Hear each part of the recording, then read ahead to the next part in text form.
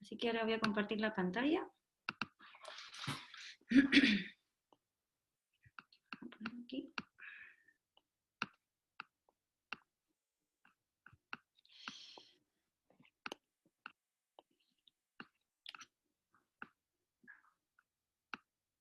Ustedes nos avisan si se ve. Sí, se ve y se escucha. Espérenme un segundito que... Voy a salir un segundito. Voy a bajar acá, sí. Para que nosotros no nos veamos la pantalla, para que no nos tape, porque a veces se tapa la pantalla.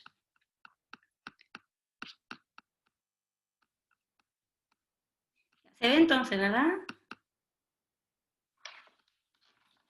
Sí, se ve. Ya, perfecto. Bueno, entonces como les comentaba, bueno, con la doctora Schneider vamos a hacer esta presentación con respecto a los hospitales de día, más que nada enfocado en la población infanto-juvenil. Ya, bueno, así vamos a un poco a comenzar así hablando como los contenidos de la presentación. Vamos a hacer una introducción leve. Vamos a hacer también brevemente lo que es la definición, los componentes y la estructura con respecto a lo que plantea el modelo de gestión. Y después vamos a hablar un poquito sobre el hospital de día del Hospital González Cortés, que es donde justo a mí me tocó hacer la pasantía durante el mes de octubre y mitad de noviembre. Y posteriormente entonces vamos a hablar de una revisión bibliográfica con respecto a otras experiencias de otros hospitales con otros modelos que se plantea. Y bueno, en este contexto que hemos estado viendo de la pandemia por COVID, no podíamos dejar de mencionar cómo algunos dispositivos pudieron hacer estudios con respecto a cómo fue la dinámica de trabajo en la pandemia, porque como sabemos, y vamos a ver en la presentación, los hospitales de día su fuerte, de cierta manera, es lo presencial, ¿no es cierto? Y actividades grupales. Después unas breves conclusiones y la bibliografía para si alguien tiene interés, también las vamos a compartir. Bien, ahora cuando uno parte hablando un poco de los hospitales de día, es importante que también mencionemos de cierta manera lo que es la historia, ¿no? Los antecedentes históricos de dónde surgen estos dispositivos. Y ya desde la Grecia antigua, ya con respecto a Celso y Aureliano, que habían determinados reportes que ellos ya habían prestado de cierta manera trabajando y proponiendo modalidades de tratamiento que sí tenían en cuenta como una variable más social, ¿no es cierto? Con un trato más humanitario, y el enfoque era de potenciar entonces al paciente dentro de sus herramientas y sus posibilidades, lo que eran los pacientes psiquiátricos en aquel entonces. Y también en ese entonces ya se hablaba de que se debía considerar en estos pacientes con patología psiquiátrica, tener en cuenta entonces a la sociedad en la cual estaba inserta, el tipo de cultura y en la época entonces en que estos fenómenos se producían. Ahora, si vamos un poco también a la historia, hay varios autores que plantean que la psiquiatría habría como atravesado como unos 3 grandes periodos. Y entre estos 3 periodos no podemos dejar de mencionar entonces a Philippe Pinel. Bueno, el que no lo conoce, él de cierta manera fue un psiquiatra que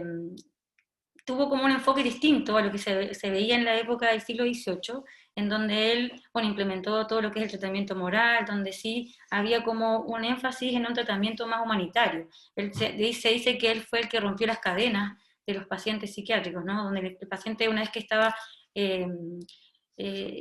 o sea, se ingresaba a un hospicio que eran estos psiquiátricos, el paciente no tenía posibilidades de un tratamiento rehabilitador o una recuperación. Sin embargo, Pinel fue entonces un poco el que da esta rama de la medicina un poco más, con este enfoque más humanitario.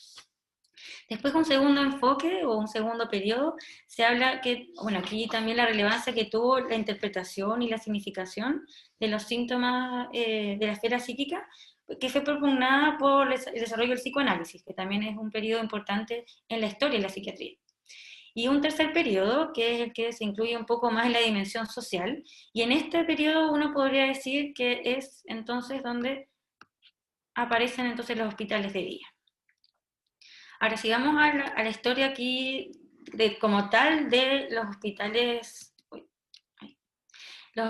de día como tal, En realidad deberíamos mencionar que el primer hospital de día, que en aquel entonces se llamaba semi-internación, o como una experiencia de semi-internación, parte en el año 1935 con la Unión Soviética. Pero el nombre como hospital de día propiamente tal parte en el año 47 por este psiquiatra que es Cameron, que él entonces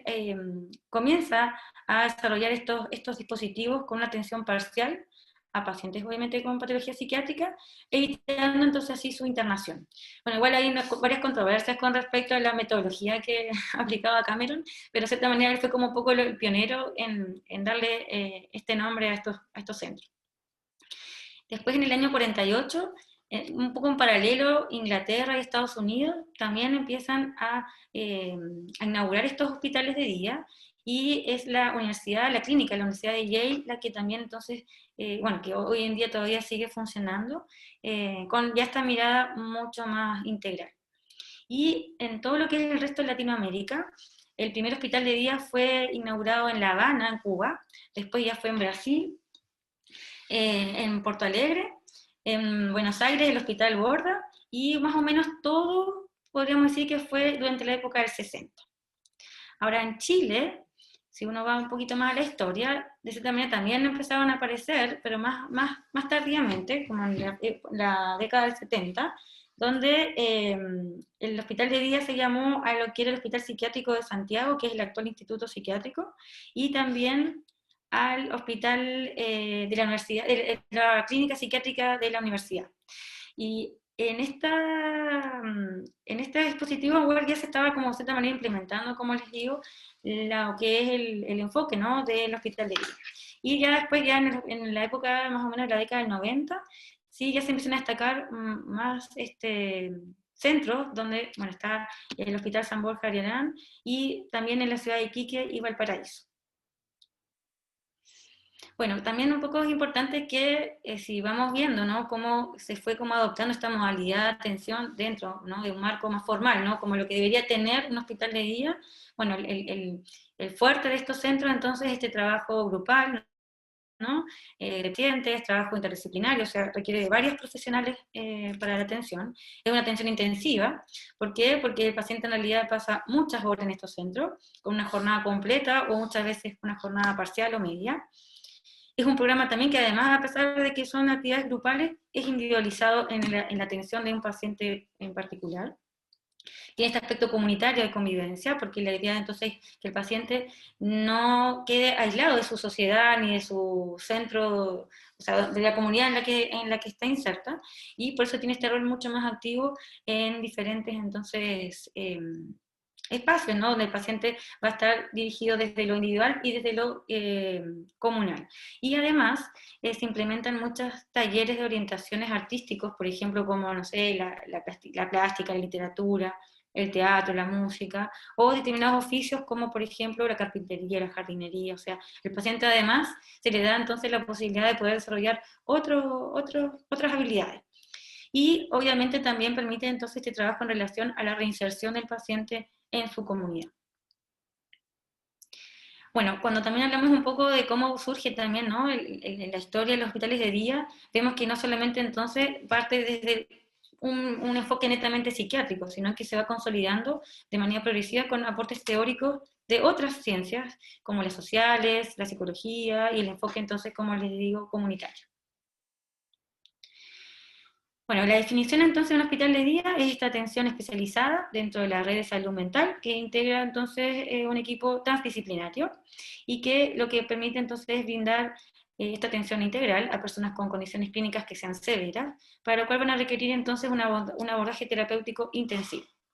La finalidad de este dispositivo entonces es estabilizar la condición clínica y que, bueno, obviamente va a haber una posibilidad de cambio tanto a nivel emocional, cognitivo, de que el paciente pueda estabilizarse y que permita entonces una mejor adaptación a una realidad como tal en el contexto en donde el paciente vive, ¿no? Y así entonces poder mejorar sus competencias tanto relacionales, permitiendo reincorporarse a la vida en comunidad.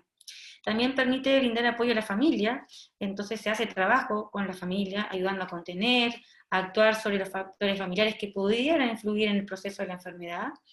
Y además también entonces tiene esta mirada mucho más comunitaria, donde el trabajo en el medio tanto social, familiar, comunitario, cultural, geográfico. Por lo tanto, en el caso de los pacientes infantos juveniles, vamos a ver que el trabajo va a ser con el medio escolar también,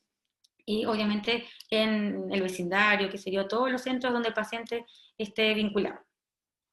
Ahora, también eso es importante porque si trabajamos en estos ámbitos, podemos ver si está algún factor influyendo o agravando el cuadro clínico del paciente. Por lo tanto, esta mirada es mucho más integral. También, otra cosa que también es importante que consideremos, y que bueno, en realidad de cierta manera hoy en día la psiquiatría va tomando más en cuenta y se va considerando a la persona como tal, desde el punto de vista de su curso de vida, el contexto cultural, la orientación sexual y la identidad y la expresión de género.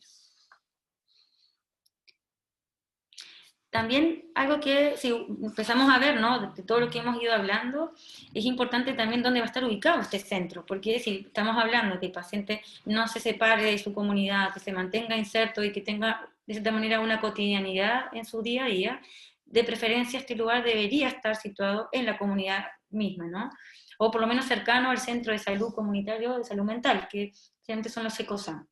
Pero como bien sabemos, también puede estar adosado a hospitales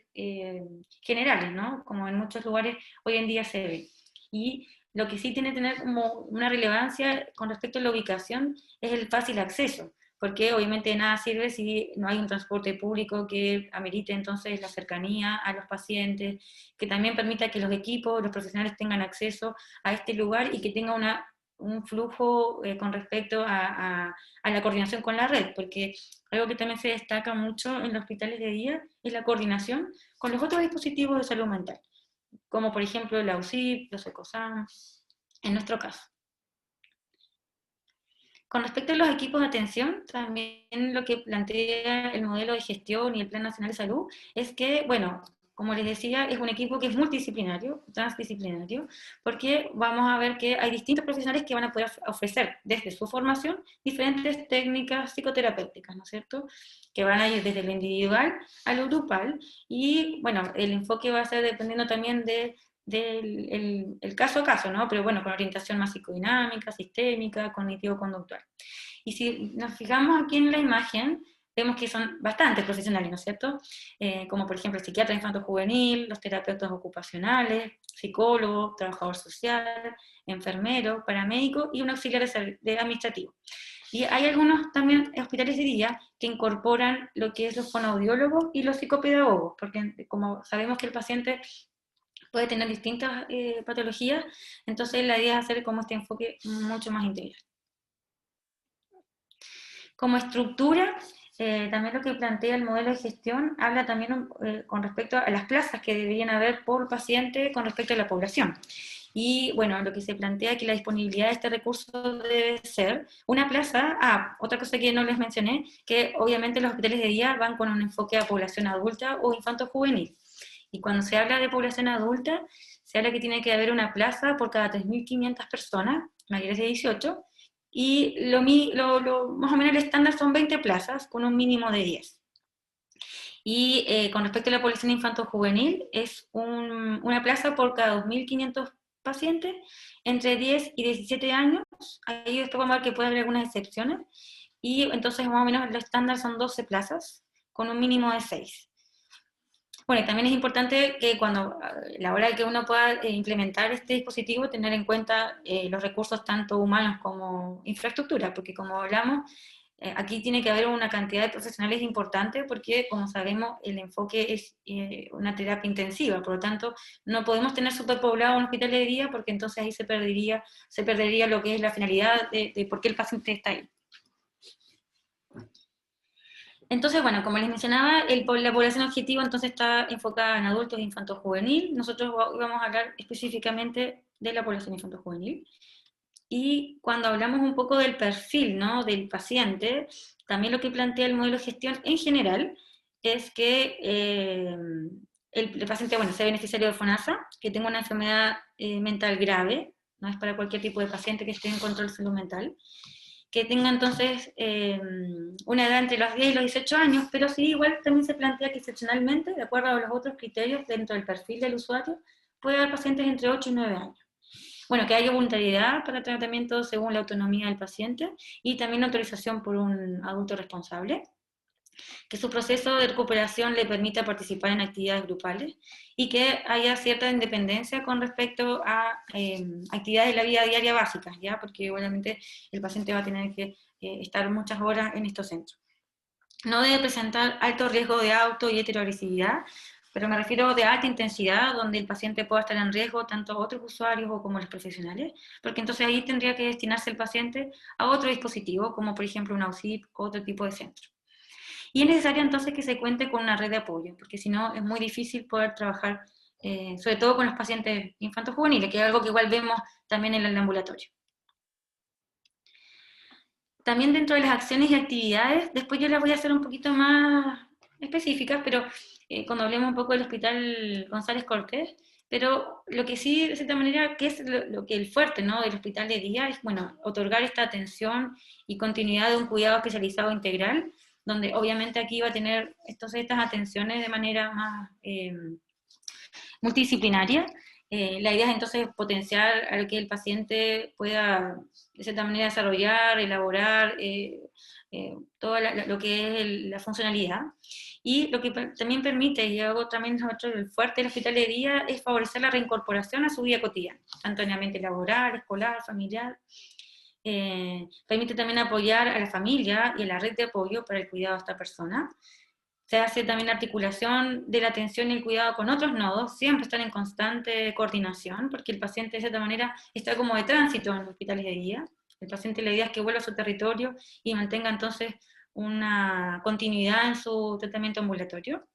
evitando entonces así que el paciente reingrese o tenga que estar en unidades cerradas. Bueno, como les decía, se coordinan las acciones con la comunidad y con el intersector, o sea, eso es importante cuando hablemos del plan de cuidado integral, que eso es como de cierta manera los objetivos que se plantean de acuerdo a esta persona con respecto a su condición médica y además de su entorno familiar. Bueno, también permite velar por el acceso a las personas a servicios también con respecto a su tratamiento, porque ahí también se plantea la terapia farmacológica, donde el paciente aparte retira su fármaco, donde también se hace una psicoeducación a la familia con respecto al fármaco que está utilizando, la dosis, efectos adversos, entre otros. Y también permite desarrollar acciones para potenciar las competencias del equipo. Y esto es importante porque muchas veces no se toma en cuenta o no se ve como esta importancia de supervisarse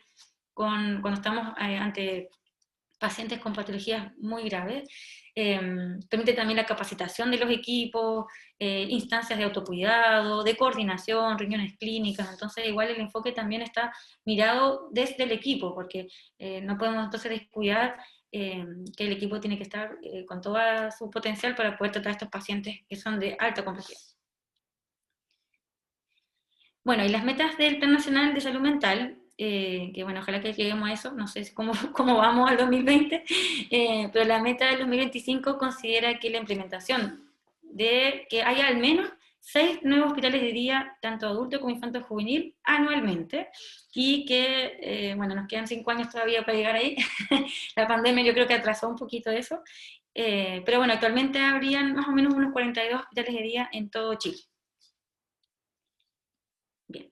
Bueno, ahora vamos a hacer la segunda parte de la presentación, que es hablarles un poquito de cómo fue la experiencia del hospital de día. Entonces, como ya les decía, el Ezequiel González Cortés, para los que no lo conocen, ese es un hospital pediátrico que está al lado del Barros Luco.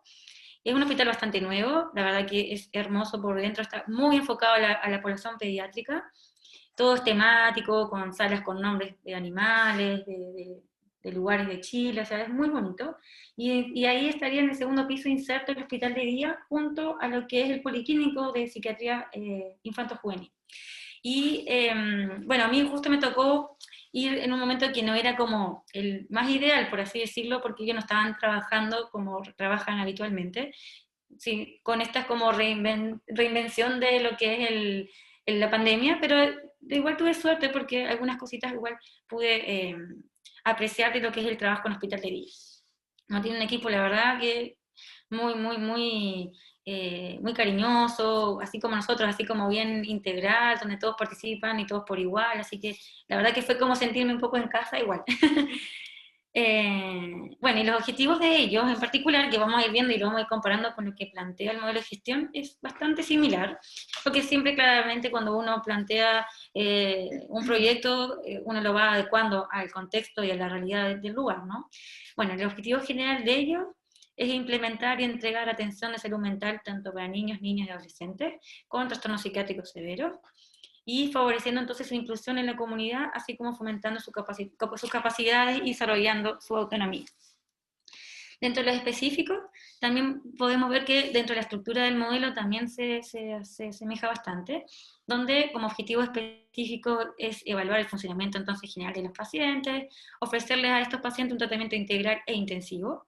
actuar en interfase con lo que es la hospitalización cerrada, que es la UCIP, y la atención ambulatoria especializada, que sería como los ECOSAM o la atención secundaria, mejorar la resolutividad de episodios agudos, entregar un soporte social o familiar a los cuidadores, promover conciencia de enfermedad con el usuario y la familia. Bueno, ahí había un nivel de pacientes muy complejo, muy grave. Bueno, prevenir las recaídas con esto mismo, ¿no? Porque esto también permite amortiguar un poco las listas de espera o el reingreso a pacientes en unidades cerradas, con el contexto que eso también lleva. Promover factores protectores personales, familiares y ambientales, favorecer la adquisición entonces de herramientas que optimicen el desempeño en actividades propias del ciclo vital, y además integrar el hospital de día a la red de salud mental, porque ellos trabajan muy coordinados, de hecho se reúnen una vez a la semana con la UCIP, con todos los ECOSAM de la población que ellos tienen a cargo, con el fin de entonces evaluar qué pacientes tienen el perfil o no para ingresar al hospital de día.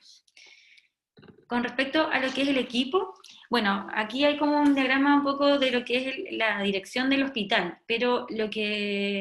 con respecto al hospital de día, hay una jefatura que es un psiquiatra infanto-juvenil, que él, además de hacer la parte como de dirección, también atiende pacientes. Hay 2 psiquiatras infantiles más, hay terapeuta ocupacional, hay una trabajadora social, una psicóloga, 2 psicólogos, perdón, un técnico en enfermería, un enfermero, que también igual trabaja un poco en el hospital y en el hospital de día, que es un estilo Nicole, versión masculina, porque la verdad que era muy eficiente. Y este año ellos además se unieron con un PAI, con un programa de consumo de sustancias. Y eso cambió un poco también el perfil de pacientes que ellos antes tenían como población objetivo. Y en esa unión con este PAI, ahí es que se suma otro psiquiatra infantil que ve más que nada a los pacientes que tienen patología dual, con el psicólogo que trabajaba también en el PAI. Entonces ahí como que de cierta manera también ellos reciben pacientes aún más, con patología más compleja. Bueno, dentro de los criterios de inclusión y exclusión, también es importante ver el perfil del usuario, que eso es algo que también se asemeja bastante a lo que plantea el modelo de gestión en hospitales de día. Y como criterios de inclusión, ahí vamos a ver que ellos lo dividen en 4 criterios, que son demográficos, funcionales y psicosociales, clínicos y administrativos. Entonces, si se fijan, no solamente va con respecto a la patología psiquiátrica propiamente tal, o sea, desde la psicopatología, sino que también aborda otros elementos que, de hecho, la funcionalidad es lo que ellos más también le dan énfasis a la hora de tomar en cuenta si ese paciente va a ingresar o no. Con respecto a los demográficos, bueno, ellos aceptan pacientes entre los 9 y 17 años de edad, que pertenezcan al territorio del sector sur de la región metropolitana, porque ellos toman lo que es la población que pertenece al Hospital Ezequiel González Cortés en general. Y ahí están todos, entonces, todos los ECOSAM, que hay como unos 11 ECOSAM o 10, son hartos. Y ellos reciben entonces pacientes de ahí. Con respecto a lo que son los criterios de funcionalidad y psicosociales, bueno, que el paciente tenga una funcionalidad mínima para poder atender, adaptarse y colaborar con el proceso terapéutico, sobre todo lo grupal, porque como les digo, el fuerte del hospital de día es las actividades grupales. Y bueno, obviamente la terapia individual. Que cuente con una red de apoyo, eso es fundamental. Que tenga un horario compatible con el funcionamiento del hospital de día, porque en el hospital del Ezequiel González ellos están todo el día, los pacientes llegan a las 8 de la mañana y se van a las 5 de la tarde, ellos desayunan y almuerzan ahí, el hospital les proporciona la comida, tienen un vestuario donde se pueden duchar, cambiarse de ropa. Bueno, no me di cuenta de haber sacado fotos para que vieran, porque tienen una terraza enorme, tienen también una cocina donde ellos también hacen cosas de repostería, de cocina, tienen una sala de terapeuta ocupacional muy grande, donde también tienen todo tipo de ¿cómo es? De instrumentos para habilidades artísticas, plásticas, o sea, es bien completo.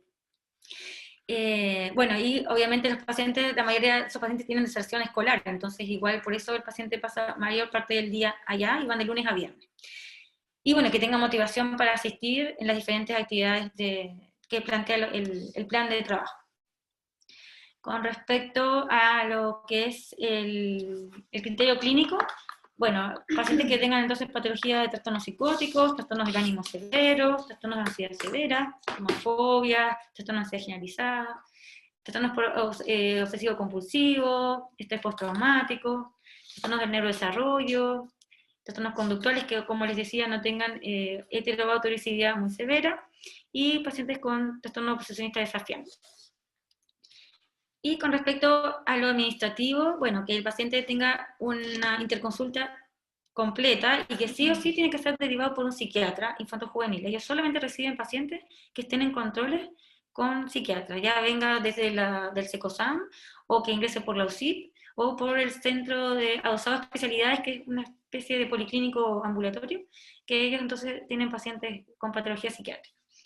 Y que claramente pertenezca entonces a la red de salud de la población que ellos tienen a cargo, que es el sur, la zona sur de la región metropolitana. Y los criterios de exclusión, aquí igual, como yo les decía, en realidad, pacientes que tengan como primer diagnóstico consumo de sustancias, ellos no lo reciben, a no ser que tengan patología dual. Ahí como ellos se unieron al PAI, ahí reciben pacientes con consumo de sustancias, que sean infractores de ley, porque obviamente entonces esos pacientes requieren de otro tipo de intervención, y aquellos que no cuenten con una red de apoyo como un adulto responsable, porque claramente no es posible trabajar así, porque ellos hacen mucho trabajo también grupal con los padres y con la familia. Bueno, y aquí voy a tener un poquito más como para explicarles cuál es el fuerte del trabajo hospital de día, donde ellos lo dividen en 6 fases. Bueno, la recepción de documentos es como, no es una fase, pero es como lo importante que ellos lo que hacen ahí es, bueno, recibir toda la información con respecto al paciente, que es derivado, como les decía, por un psiquiatra infanto-juvenil de distintos dispositivos como UCIP, SECOSAM, y bueno, ahí lo que se hace, bueno, toda la recopilación de los datos, y se va viendo entonces qué posibilidad tiene el paciente de ingresar de acuerdo al perfil de usuario, y se hace una atención que se llama la primera fase, que es la acogida. Y en esta acogida lo que se hace es citar al paciente presencial, y algunos miembros del equipo lo reciben, le muestran todo lo que es el centro, le explican la información de cómo va a ser las atenciones, las actividades que va a tener, los horarios. Se le entrega además lo que son los deberes y los derechos del paciente, se le explica cómo van a ser las intervenciones, y si el paciente en ese momento no asiste, se le contacta telefónicamente para saber los motivos que no se presentó, se le da una nueva hora, y si nuevamente no asiste, ahí entonces lo que se hace es contactarse con el centro derivador y ver qué situación entonces se va a hacer con el paciente, si va a ingresar o no. Tiene que tener 3 inasistencias como para que el paciente entonces quede con alta administrativa y no ingrese al hospital. Pero bueno, antes de todo eso, de decidir que el paciente no ingrese, se hace toda la coordinación de nuevo con el centro derivador. Después del ingreso, que bueno, aquí lo que se hace es la evaluación inicial, donde se hace una entrevista multidisciplinaria, donde está todo el equipo,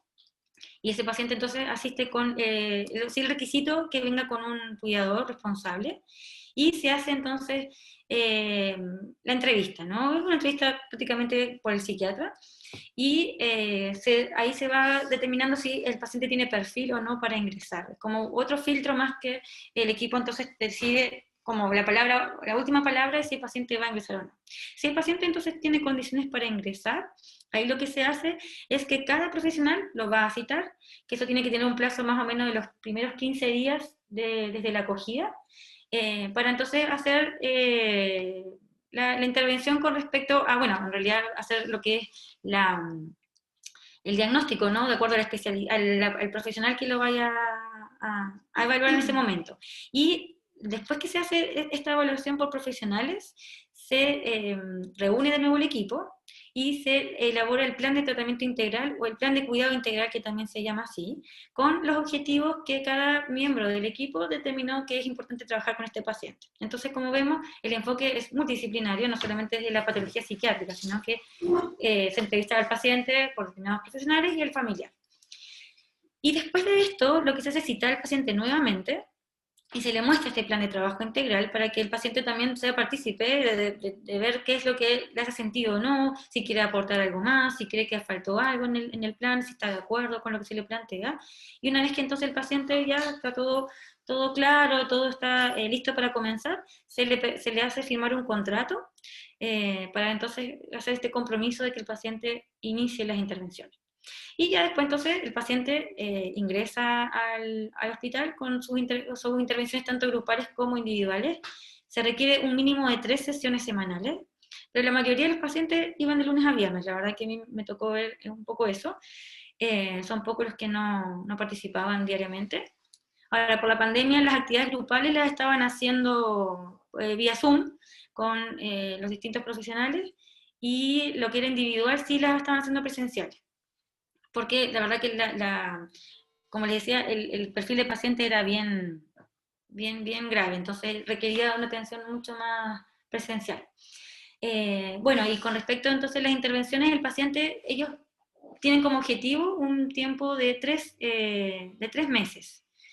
Y generalmente, depende del contexto, puede quedarse un par de meses más, pero la idea es que eso sea de tránsito, que el paciente, generalmente son pacientes derivados de la UCIP, que pasan al hospital de día, o pacientes que estaban con criterio de hospitalización en UCIP, pero que no hay plazas o que podría verse beneficiado de un hospital de día, el paciente se estabiliza, o cuando hay muchas dudas diagnósticas, que tienen como una mirada obviamente mucho más directa y más frecuente, entonces esos pacientes después vuelven a su territorio, o sea, el paciente sí o sí, ellos están constantemente en coordinación con el territorio. Y lo final ya es el alta, que el alta también tiene su característica que se divide en prealta, alta y seguimiento, porque ellos antes del alta, que es la prealta, 15 días antes le informa al paciente que va a estar ya derivado a su centro, y se le avisa con anticipación y se va disminuyendo la intensidad de intervenciones, cosa de que el paciente ya se vaya adecuando a una atención más ambulatoria. Después viene el acta propiamente tal, donde se le hace una despedida, se le entregan diplomas, y una vez que el paciente, está en paralelo, se coordina con el centro derivador para que el paciente ya tenga una hora cuando se vaya. O sea, el paciente no queda sin una fecha fija de control con el psiquiatra que lo va a tomar, y con los fármacos hasta esa fecha. Y después hace seguimiento a los 15 días presencial, de que se fue de alta, y telefónico 30 y 60 días posteriormente. Y bueno, eso es un poco lo que yo les puedo contar de la experiencia. Ahora les voy a pasar con la doctora Schneider, que va a seguir con la revisión bibliográfica. Bueno, entonces, como comentaba María Eugenia, vamos a revisar un poco experiencias en algunos otros centros, y el primero que vamos a revisar es el Hospital de Día Infanto-Juvenil de la Unidad de Salud Mental de Algeciras, que es un sector en Andalucía, en España. Y en el fondo, recordando más o menos lo que ella habló en un inicio, con respecto a que los programas de hospital de día se han convertido en el último tiempo, sobre todo, en modalidades de intervención muy efectivas para niños y adolescentes con trastornos psicopatológicos graves, como comentaba ella. Principalmente porque tienen ciertas ventajas que se tocaron un poco al inicio, que tiene que ver con que la hospitalización parcial permite, en el fondo, mantener el contacto con los familiares y con los amigos, y de este modo, en el fondo, favorecen la integración sociofamiliar, que se pierde, en cierto modo, cuando los pacientes se hospitalizan, por ejemplo, en una UCIP, donde todas estas redes que tienen que ver con la familia, con el colegio, con los amigos, se ven, en cierta forma, como cortadas, o se dejan, en el fondo, de tener. La segunda ventaja tiene que ver con que, como no generan una dependencia total con el servicio, estos hospitales de día, se favorece en el fondo una mayor implicación de la familia y también del colegio. Como explicaba María Eugenia, todos estos centros de día tienen un enfoque que es integral, y que la idea es, en el fondo, tener redes con otros servicios y con otras instituciones que también trabajan con los niños. Y finalmente, desde el punto de vista económico, se ve que hay una reducción en el costo sanitario y que tiene que ver con algo inicialmente muy simple, que tiene que ver con que los pacientes no pernoctan en el hospital, y eso disminuye bastante los costos, y además porque estas intervenciones, como comentaba ella, van dirigidas justamente a disminuir los ingresos a otros dispositivos, como por ejemplo las hospitalizaciones, como en las UCI, o en otros servicios sanitarios o sociales, y de este modo también van a reducir los costos. Ahora, a priori, se señala que en el fondo hay ciertas patologías que incluso se podría decir que la primera elección sería esta modalidad de hospital de día, y estos son principalmente los trastornos de conducta, los trastornos del neurodesarrollo, los trastornos de la conducta alimentaria, en algunos casos pacientes con problemas de alcohol, como comentaba Eugenia, con patología dual generalmente,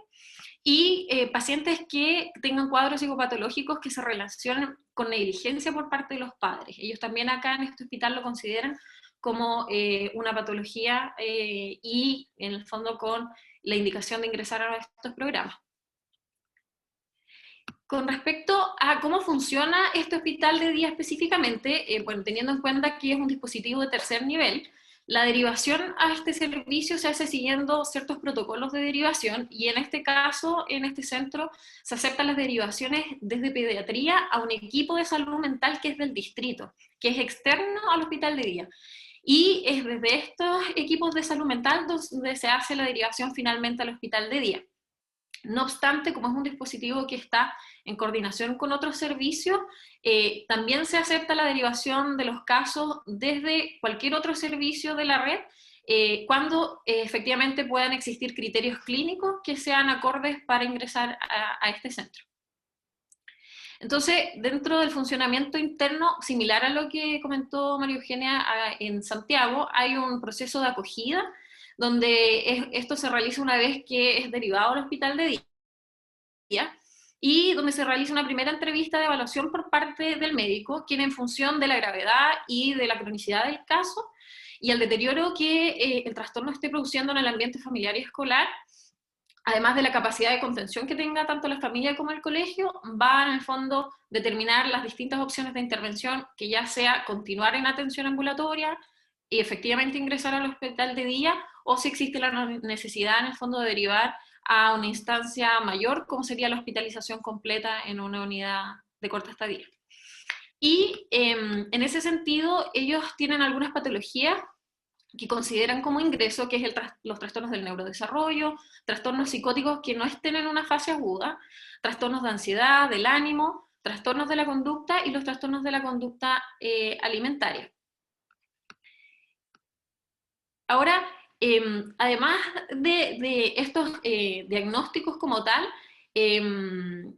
también se considera una serie de criterios clínicos y psicosociales que pueden resultar útiles en el fondo cuando uno tiene que decidir acerca de si efectivamente el paciente va a ingresar o no al hospital de día. Y dentro de estos criterios ellos consideran pacientes con patología activa que no respondan de forma adecuada al tratamiento ambulatorio, que sí tengan un mínimo de capacidades cognitivas que permitan atender, adaptarse y colaborar durante el proceso terapéutico en el hospital de día, que haya ausencia de conductas disruptivas graves que en el fondo puedan poner en peligro la integridad física tanto del paciente, los compañeros o también de los funcionarios, que haya una ausencia de intentos suicidas y un riesgo autolítico que no sea inminente en este momento, ¿ya? En esos casos, como sabemos, son pacientes que tienen que ingresar primero a una unidad de corta estadía y que posteriormente pueden continuar en control en el hospital de día. Que exista disfunción familiar grave, en el fondo que dificulte el cumplimiento de los tratamientos en régimen ambulatorio y que en ese sentido necesitan, en el fondo, un trabajo más intensivo, que exista un marcado deterioro del ambiente social, escolar o familiar del menor, y desde ese punto de vista también necesitan una intervención más intensiva y mayor protección. Pacientes que evolucionan favorablemente en el régimen ambulatorio, pero que hay algún programa en el hospital de día que podría beneficiar de mayor forma en el fondo a estos pacientes. Y finalmente pacientes cuyo diagnóstico diferencial sea complejo y en el fondo el estar en el hospital de día permita una observación mucho más detallada que permitan hacer un diagnóstico más claro, sin necesidad de tener que hospitalizarlos a una unidad de corta estadía como una opción. Ahora, ¿qué pasa posterior a la acogida y el ingreso? Es más o menos lo mismo que comentaba Eugenia, viene el programa de tratamiento individual, donde aquí en el fondo se hace con todos los pacientes y va a depender un poco de los resultados que se obtuvieron en la evaluación inicial. Y en el fondo el objetivo es lograr todas las metas terapéuticas que lleven en el fondo a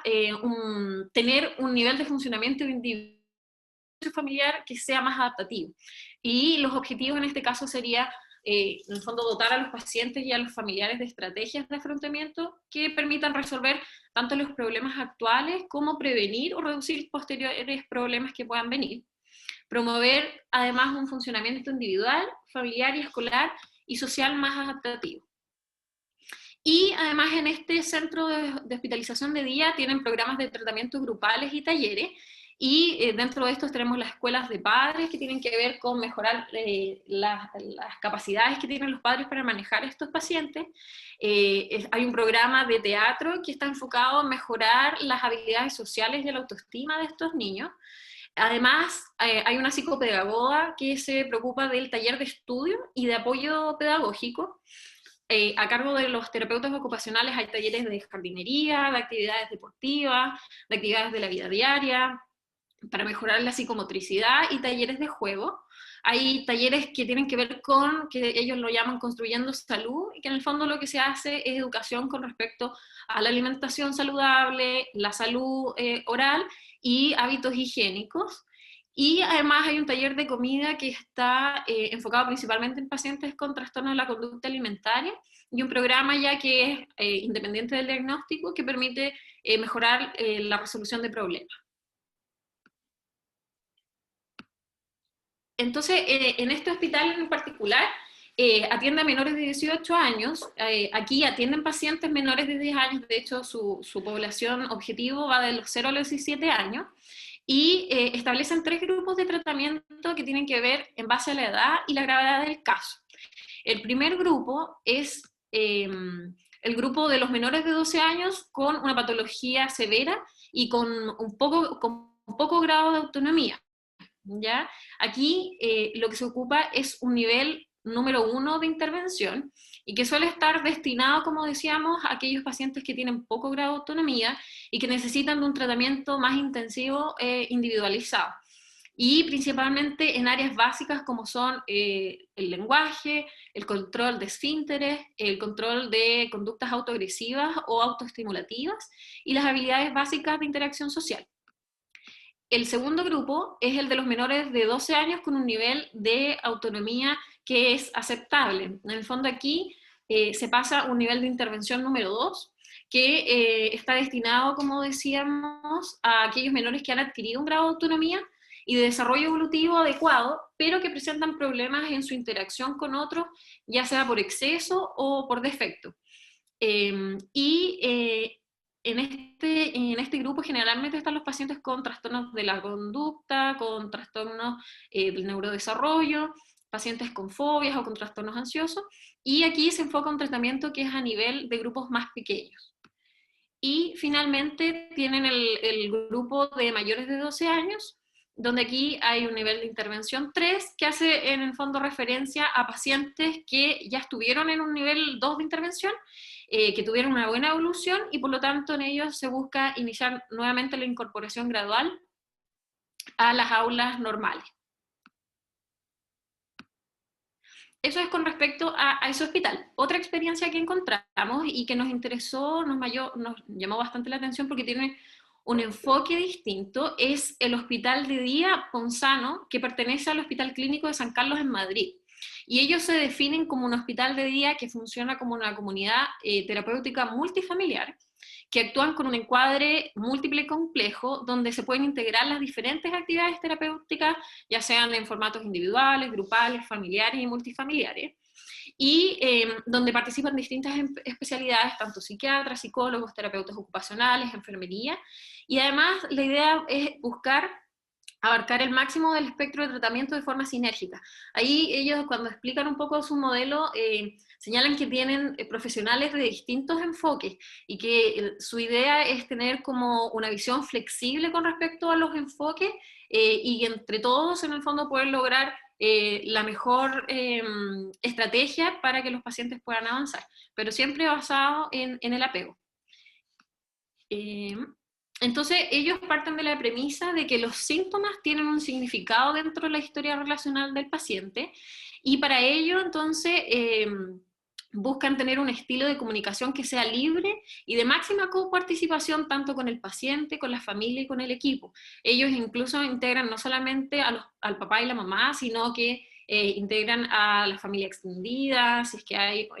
alguna pareja de uno de los padres, los abuelos, en el fondo hacen un enfoque multifamiliar. Y lo hacen a través de un diálogo reflexivo, con un objetivo de buscar y crear mejor insight, un aprendizaje vital, y con esto facilitar y en el fondo reforzar los aspectos sanos tanto del paciente como de la familia. Entonces, ellos proponen un modelo integrador flexible en un ambiente contenedor y de base segura, que permita en el fondo comprender la patología de los trastornos mentales graves y su abordaje psicoterapéutico, y que esté adaptado específicamente a las necesidades de cada uno de los pacientes y en cada una de las fases de su tratamiento y su trastorno. En el fondo ellos trabajan desde la vinculación colaborativa en un proceso que es integral hacia mejorar la calidad de vida y la salud mental de sus pacientes, y como señalaba anteriormente, basado en la teoría del apego. Entonces ellos tienen como propósito favorecer la vinculación positiva del equipo terapéutico con el paciente y la familia, y de esta forma facilitar un cambio en los tipos de apego hacia la autonomía y la salud. Y finalmente, en el fondo, con el proceso terapéutico, lograr entender y abordar las relaciones inseguras de apego, y de esta forma regular el afecto desde el seno de la familia.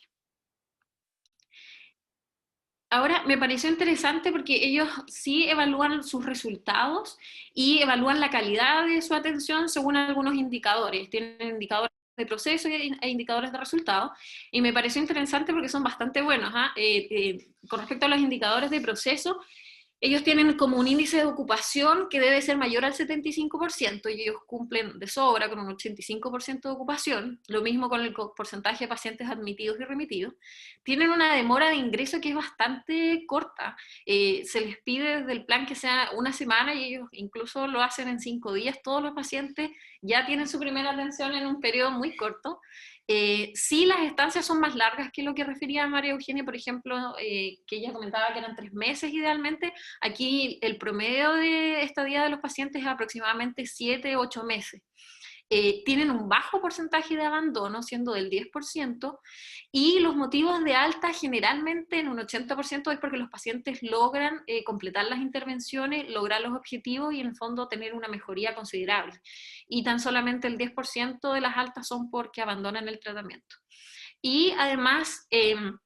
ellos también coordinan al alta que hay un control sí o sí de los pacientes como mínimo en 30 días, y ellos sí o sí tienen todos sus pacientes con control a los 15 días con el profesional que va a quedar a cargo posteriormente. Y con respecto a los indicadores de resultados que ellos toman, en el fondo toman el número de reclamos, que ellos en este caso en los 14 años que llevan hasta ahora tienen un promedio de 0% de reclamos, un porcentaje de altas por mejorías que reingresan antes del mes también de un 0%, y una disminución del número de episodios de hospitalización en el año que baja del 1.4 a 0.32 hospitalizaciones. Entonces, la verdad es que este hospital de día es como un referente, sobre todo en Madrid, y se ha ocupado como modelo para los planes estratégicos de salud mental de la ciudad de Madrid en distintas áreas sanitarias. Por eso nos interesó de todas formas mostrarlo. Ahora, con respecto a el tema del COVID, como comentábamos al principio, la verdad es que los hospitales de día, su objetivo y su mayor trabajo se hacen los grupos de pacientes, más que solamente el trabajo individual. Y en ese sentido quisimos buscar algunos estudios que pudiesen mostrar qué es lo que se ha estado haciendo hasta ahora en los hospitales de día en relación al COVID. Y encontramos dos papers que son enfocados al mismo centro, que es a la clínica de la Universidad de Yale en New Haven. Y en este primer estudio, ellos en el fondo señalan que en el fondo equilibrar el distanciamiento físico y las medidas de salud pública con la necesidad de proporcionar en el fondo los servicios de salud mental para estas poblaciones de alto riesgo que ellos tenían, en ese sentido fue lo que los llevó a tratar de buscar una forma de poder entregar las prestaciones y en este caso tratar de virar hacia una telemedicina y así poder continuar brindando la atención de sus pacientes. Pero ellos lo que encontraron es que en muchos lugares, en general, lo que permitía la tecnología hasta ese momento eran las intervenciones individuales. No había muchos estudios ni que mostraran cómo se podía hacer esto mismo en otras instancias, como por ejemplo la psicoterapia grupal. Y en ese sentido, es que ellos buscan crear un nivel de atención intensiva ambulatoria que sea virtual, y que permita en el fondo prevenir la descompensación de los pacientes y mantener el progreso que ya llevaban los pacientes hacia su recuperación. Entonces, como comentaba, este estudio es en los servicios ambulatorios del Hospital Psiquiátrico de Yale, y ellos parten diseñando y poniendo a prueba en el fondo de manera emergente la psicoterapia virtual grupal. Y entonces en este artículo lo que muestran un poco las estrategias utilizadas para proporcionar estos servicios de atención ambulatoria intensiva y de atención ambulatoria grupales. Entonces, ¿cómo lo hicieron ellos? Ellos crean un subgrupo de tareas multidisciplinarias, donde aquí participan psicólogos, psiquiatras, terapeutas ocupacionales, enfermería, en el fondo buscando desarrollar un protocolo integral de programación de la psicoterapia virtual grupal. Y entonces las tareas generales que ellos incluyeron en este grupo de trabajo era primero seleccionar una plataforma tecnológica que fuera viable y fácilmente accesible, que finalmente ellos deciden ocupar Zoom. Más adelante yo explico un poco por qué eligieron el Zoom. La identificación del acceso a la tecnología que tenían sus propios pacientes, las necesidades de capacitación que tenían el personal, donde se pide que hayan tenido como mínimo una capacitación de 1 hora y media cada uno de los profesionales del centro. Se busca en el fondo nuevos desarrollos o reconfigurar los flujos de trabajo que ya existían, ver cómo se iba a trabajar con la documentación correspondiente a la admisión de los pacientes, ya sea los consentimientos informados, los asentimientos, cómo iban a realizar eso, y finalmente cómo se iban a incorporar los programas desde este punto virtual. Entonces, dentro de las primeras observaciones que ellos realizan, consultaron datos de observación del sistema hospitalario entre el 6 de abril y el 29 de mayo del 2020, con el fin de documentar los patrones en el uso de teleatención. Y además consultaron datos desde el 1 de octubre del año pasado hasta el 29 de mayo del 2020, para evaluar en el fondo los resultados preliminares que permitan en el fondo comparar con las tasas anteriores al COVID. Y aquí ellos tomaron las citas completadas, las cancelaciones y las inasistencias a los servicios programados, comparándolo con las tasas observadas durante el periodo de implementación del grupo virtual. Entonces, ellos dividieron las atenciones en 4 grupos. Lo primero, en el fondo, las atenciones de telemedicina. El primer grupo eran las atenciones telefónicas. El segundo era el MyChart Video, que en el fondo ellos trabajan con un sistema que es online, donde el paciente puede tener una comunicación que es asincrónica con los profesionales. Y están todos los datos de atención del paciente, se pueden generar los consentimientos informados, se pueden firmar los asentamientos, todo lo que tenga que ver con lo que es el tema administrativo y la comunicación con el equipo de forma asincrónica se realiza a través de esta plataforma. Esto era algo que ya existía, pero solamente se había ocupado, como digo, para este tema de como la comunicación con los profesionales de forma asincrónica. Además, ellos clasificaron como otro grupo los grupos de videollamada atención ambulatoria, porque ellos en el fondo tienen programas de atención ambulatoria intensiva, que es para los pacientes con las patologías más graves y que requieren mayor trabajo, donde estos grupos pasan por lo menos 3 horas diarias en trabajos estructurados clínicos en el hospital de día. Y además tienen un grupo que, si bien son pacientes que también son de gravedad, necesitan intervenciones que son menos intensivas y por lo tanto ellos participan menos de 3 horas diarias en este programa. Entonces estos son los 4 grupos que ellos clasificaron en la teleatención. Y entonces los primeros resultados muestra en este gráfico los datos de volumen de visitas de pacientes individuales por semana para los 4 programas ambulatorios que brindaban estos servicios. Ahí es importante decir que ellos dividen como en conceptos de citas y visitas, porque los pacientes pueden tener durante un mismo día varias citas con distintos profesionales, y todas esas citas en un día es lo que se considera una visita, ¿ya? Entonces estos datos que están acá están en relación a las visitas, o sea, un día completo en el establecimiento. Y en el fondo lo que podemos ver acá es que en la primera semana del COVID vemos que la telefonía y el uso de esta plataforma es lo que predomina, ¿cierto? Teniendo un pequeño porcentaje en la primera semana, el trabajo que se empieza a hacer con la psicoterapia grupal intensiva de forma online. Pero sin embargo, a medida que van pasando las semanas, podemos ver que las atenciones grupales se fueron restaurando gradualmente alrededor de la tercera y cuarta semana, de modo que comprendieron ya hacia el final la mayor parte de las intervenciones y la implementación más amplia en estos 4 programas. Ahora, en este gráfico, lo que ellos buscaron en el fondo es analizar los datos que tienen que ver con las citas completadas, tanto comparando con el periodo anterior al COVID como el periodo ya de la instauración de la telemedicina. Y en el fondo, lo que ellos aquí se pudieron dar cuenta es que la proporción de citas completadas durante el periodo de despliegue de la teleatención llegó casi al 70%, y esto si lo comparamos incluso con el periodo previo al COVID, lo superó. Previo al COVID se llegaba solamente a un 60% de citas o visitas completadas, lo cual aumentó con este sistema de telemedicina. Y además, en el fondo se muestra cómo en la primera semana, cuando aparece el brote de COVID, hay una considerable baja de las atenciones, pero que incluso se recupera y con creces posteriormente que se implementa este sistema de telemedicina en el hospital de día.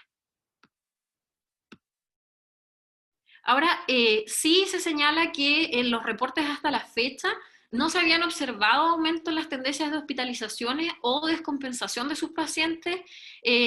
ni de los resultados clínicos en comparación a las tasas anteriores. Ahora, igual hay que tener en cuenta que este es un estudio que es de poquito tiempo, recién al principio de esta pandemia, y habría que ver ahora si es que efectivamente esto se mantiene y las tendencias con respecto a las hospitalizaciones y descompensaciones se mantienen todavía de la misma forma. Pero no encontramos algo actualizado sobre este mismo estudio, ¿ya? Y este otro estudio, que también, como yo les decía, también es en el Hospital Psiquiátrico New Haven, pero en este caso se enfocaron en seleccionar los servicios adolescentes para evaluar en el fondo la viabilidad de la tecnología de video para la psicoterapia grupal. Y los servicios ambulatorios normalmente en este hospital tienen que ver con 2 grupos de atención psiquiátrica ambulatoria intensiva, donde en cada uno se recibe alrededor de 24 pacientes, y además hay un pequeño grupo de psicoterapia de menor intensidad que también estaría ingresado en este dispositivo. Entonces ellos atienden, es un programa que trata a jóvenes de los 13 a los 17 años, con un amplio espectro de los trastornos psiquiátricos, desde una gravedad moderada a grave, donde los pacientes reciben 3 sesiones de psicoterapia cognitivo-conductual de 60 minutos cada uno en forma diaria, y esto se realiza más o menos 4 veces a la semana durante un periodo aproximado de 6 semanas. Eso es como el objetivo. Donde también ofrecen intervenciones que son para individuos y familias, terapias recreativas, manejo de psicofármacos, y además de consultas y coordinación de recursos de postramiento. Y además, entonces, ellos lo que señalan es que eligen el Zoom como la plataforma en el fondo tecnológica identificada para facilitar los servicios de teleatención, principalmente por algunas características que tiene el Zoom. Primero es que cuenta con una licencia, y en ese sentido ellos pagan el Zoom más caro. Y claro, tienen todas las ventajas de seguridad que se asocia al Zoom. Y tiene algunas ventajas que tiene que ver con que cuando se está en trabajo de grupo hay una sala de espera donde ellos inicialmente, todos los pacientes quedan en la sala de espera, dejan ingresar posteriormente a los pacientes, y ellos pueden decidir retener a algún participante, eliminar a algún participante, cambiar el nombre de los participantes para proteger la privacidad de los pacientes, y además permite limitar el chat entre pacientes. Entonces, esas características a ellos les parecieron que eran adecuadas para poder realizar estos procesos. Y además, la otra ventaja que tenía esto es que tienes múltiples usuarios sincrónicos en el fondo, con una capacidad para permitir espacios de reunión virtuales privados. Ellos lo que señalaban es que durante estos procesos de psicoterapia grupal, si es que era necesario atender a un paciente de forma individual, dentro de la misma sesión, el profesional podía sacar a ese paciente y hacer una intervención individual. Por ejemplo, en pacientes que refirieran alguna ideación suicida, de ese tipo de cosas, ellos podían sacarlos del grupo y hacer una intervención en ese mismo momento individual desde la misma plataforma, lo que significa en el fondo se puede hacer una intervención inmediata, ¿ya? Entonces, por eso eligieron el Zoom. Ahora, en este gráfico, en el fondo lo que muestra es un cronograma para la implementación de cada uno de los tipos de salud, y bueno, lo que vemos es que fue de manera progresiva, partiendo con las llamadas telefónicas. Posteriormente ya se empieza a trabajar en esta plataforma que yo les comentaba, y finalmente se va agregando los grupos de intervenciones no intensivos, y finalmente ya se incorporan los grupos de pacientes con intervención intensiva. Ahora, en este otro gráfico, lo que se muestra es el volumen de visita de los pacientes antes del brote, así como durante la implementación del programa de teleatención. Y lo que podemos ver es que hubo una rápida transición de los servicios en persona hacia los servicios de telesalud. De hecho, no hubo interrupciones en el tratamiento de los pacientes. Como vemos en la primera barra, aparecen la totalidad de los pacientes que estaban en atención presencial, y a la siguiente semana ya estaban todos los pacientes siendo atendidos, prácticamente un 60% de forma de teleatención, y el resto todavía podía continuar con atenciones presenciales, donde ellos tenían todo un protocolo en que llamaban a los pacientes antes, evaluaban si tenían síntomas, cuando llegaban se les entregaban EPP, entonces tenían un protocolo para todavía mantener a algunos pacientes de forma presencial. Y ya se puede ver que hacia la tercera y cuarta semana ya prácticamente todas las atenciones son con teleatención, y se ve como una disminución en el número de pacientes. Ahora ellos refieren que esto tiene que ver con que ellos pusieron un pare con respecto a las derivaciones. Siguieron aceptando solamente derivaciones desde los pacientes hospitalizados en psiquiatría, y los pacientes desde las urgencias psiquiátricas infanto-juveniles, pero no dejaron de recibir interconsultas de pacientes de los centros comunitarios. Entonces, por eso disminuyó la cantidad de pacientes, pero se mantuvo de todas formas al 100% en control. No hubo abandonos en el fondo. Y este tercer gráfico lo que muestra en el fondo es el detalle de los volúmenes de teleatención por cada tipo de método y por fecha. Se ve que a la semana siguiente de la aparición del COVID, la teleatención fue a representar casi un 65-70% del volumen de las visitas, pero sin embargo el 100% fueron a través de sesiones telefónicas. De hecho, ellos cuentan que el día, no me acuerdo si era el día 16 o 17 de marzo, donde ellos terminan la atención presencial y al día siguiente ya hacen un contacto con todos sus pacientes por vía telefónica. Podemos ver que la teleatención siguió aumentando semanalmente. En la segunda semana de respuesta ya representó más del 90% del volumen de las visitas.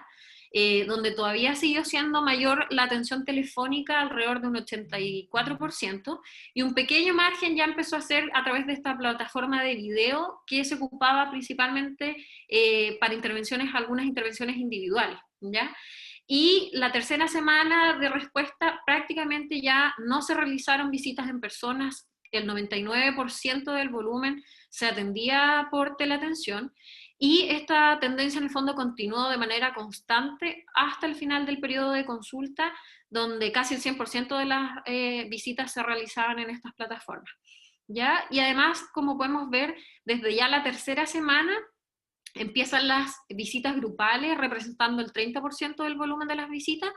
y aumentando constantemente a partir de esa semana, donde llegan hasta casi un 70% de las atenciones en forma de intervenciones grupales intensivas.